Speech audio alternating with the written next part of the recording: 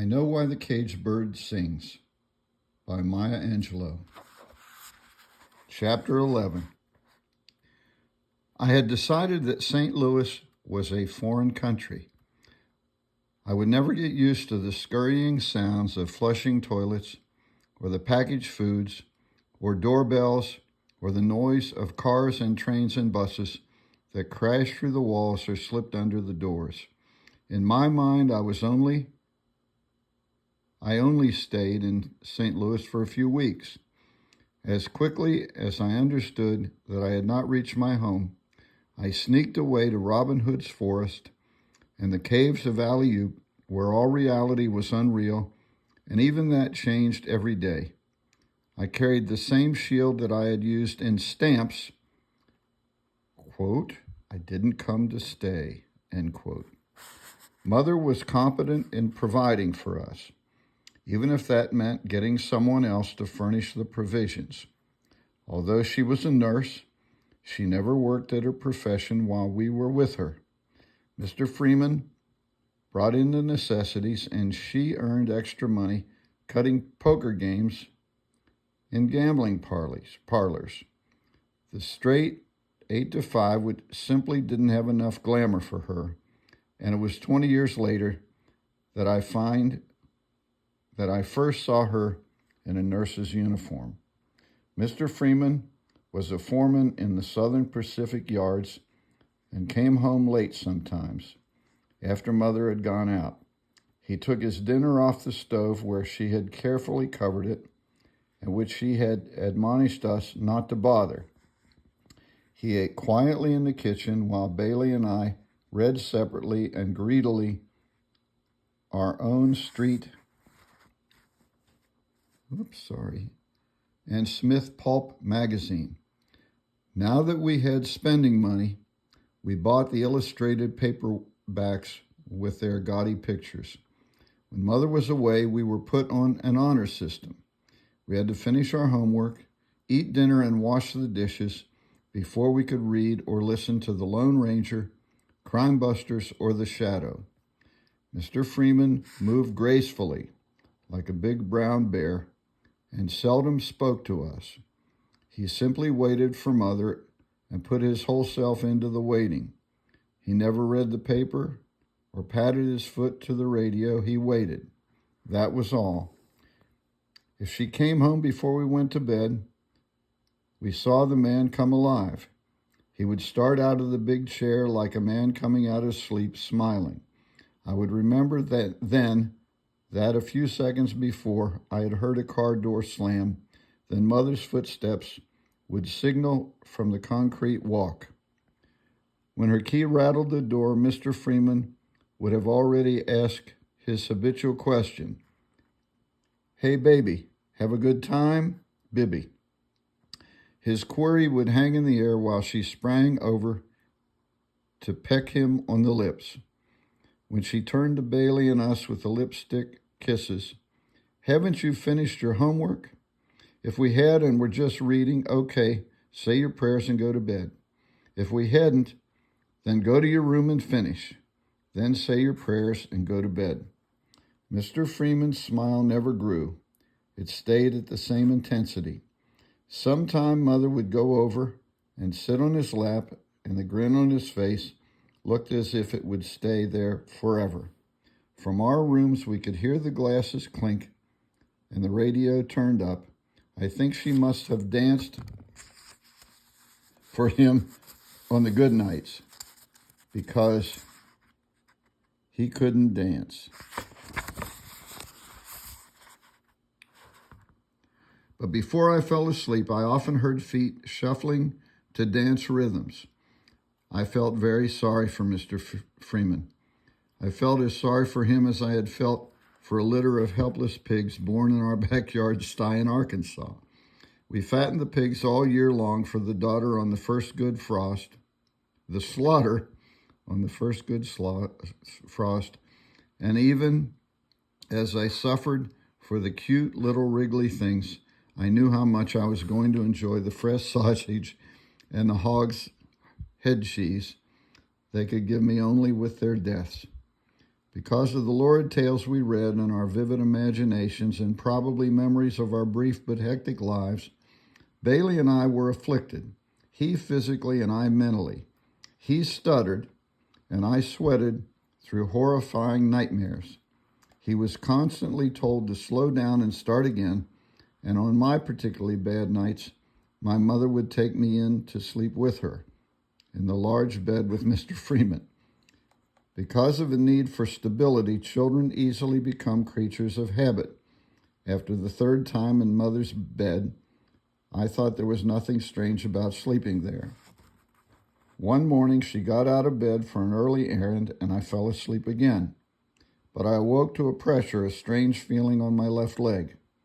It was too soft to be a hand, and it wasn't the touch of clothes. Whatever it was, I hadn't encountered the sensation in all the years of sleeping with Mama. It didn't move, and I was too startled to. I turned my head a little to the left to see if Mr. Freeman was awake and gone, but his eyes were open, and both hands were above the cover. I knew, as if I had always known, it was his thing on my leg. He said, "Just stay right here, Reedy. I ain't gonna hurt you." I wasn't afraid, a little apprehensive maybe, but not afraid. Of course, I knew that lots of people did it, and they used their things to accomplish the deed, but no one I knew had ever done it to anybody. Mr. Freeman pulled me to him and put his hand between my legs. He didn't hurt, but Mama had drilled into my head, "Keep your legs close and don't let anybody see your pocketbook." "Now, I didn't hurt you. Don't get scared." He threw back the blankets, and his thing stood up like a brown ear of corn. He took my hand and said, "Feel it." It was mushy and squirmy like the inside of a freshly killed chicken. Then he dragged me on top of his chest with his left arm, and his right hand was moving so fast, his heart was beating so hard I was afraid that he would die. Ghost stories revealed how people who died wouldn't let go of whatever they were holding. I was wondering if Mr. Freeman died holding me, how I would ever get free. Would they have to break his arms and get me loose? Finally, he was quiet, and then came the nice part. He held me softly, so softly that I wished he wouldn't even let me go. I felt at home. From the way he was holding me, I knew he'd never let me go or let anything bad happen to me. This was probably my real father, and we had found each other at last. But then he rolled over, leaving me in a wet place, and stood up. "I got to talk to you, Righty." He pulled off his shorts that had fallen on his ankles, and he went to the bathroom. It was true the bed was wet, but I knew I hadn't had an accident. Maybe Mr. Freeman had one while he was holding me. He came back with a glass of water and told me in a sour voice, "Get up, you peed in your bed." He poured water on the wet spot, and it did look like our mattress on many mornings. Having lived in Southern strictness, I knew when to keep quiet around adults. But I did want to ask him why he said I peed when I was sure he didn't believe that. If he thought I was naughty, would that mean he would never hold me again or admit that he was my father? I had made him ashamed of me. "Righty, you love Bailey?" She sat down in the bed and came close. "Yes." He was bending down, pulling up his socks, and his back was so large and friendly, I wanted to rest my head on it. "If you ever tell anybody what we did, I'll have to kill Bailey." What had we done? We. Obviously, he didn't mean my peeing in the bed. I didn't understand and didn't dare ask him. It had something to do with his holding me, but there was no chance to ask Bailey either, because that would be telling what we had done. The thought that he might kill Bailey stunned me. After he left the room, I thought about telling Mother that I hadn't peed in the bed, but then if she asked me what happened, I'd have to tell her about Mr. Freeman holding me, and that wouldn't do. It was the same old quandary. I had always lived it. There was an army of adults whose motives and movements I just couldn't understand, and who made no effort to understand mine. There was never any question of my disliking Mr. Freeman. I simply didn't understand him either. For weeks after, he said nothing to me except gruff hellos, which we were given without ever looking in my direction. This was the first secret I ever kept from Bailey, and sometimes I thought he should be able to read it on my face, but he noticed nothing. I began to feel lonely for Mr. Freeman and the encasement of his big arms. Before my world had been Bailey and food, Mama the store, reading books, and Uncle Willie. Now for the first time, it included physical contact.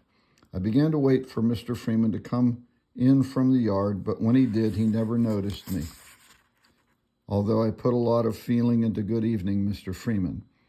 One evening, when I couldn't concentrate on anything, I went over to him and sat quickly on his lap. He had been waiting for Mother again. Bailey was listening to the shadow and didn't miss me. At first, Mr. Freeman sat still, not holding me or anything. Then I felt a soft lump under my thigh began to move. It twitched against me and started to harden. Then he pulled me to his chest. He smelled of coal dust and grease, and he was so close I buried my face in his shirt and listened to his heart. It was beating just for me. Only I could hear the thud. Only I could feel the jumping on my face. He said, "Sit still, stop squirming." But all the time he pushed me around on his lap. Then suddenly he stood up and I slipped down to the floor. He ran to the bathroom. For months he stopped speaking to me again. I was hurt and for a time felt lonelier than ever. But then I forgot about him, and even the memory of his holding me, precious, melted into the general darkness and just beyond the great blinkers of childhood.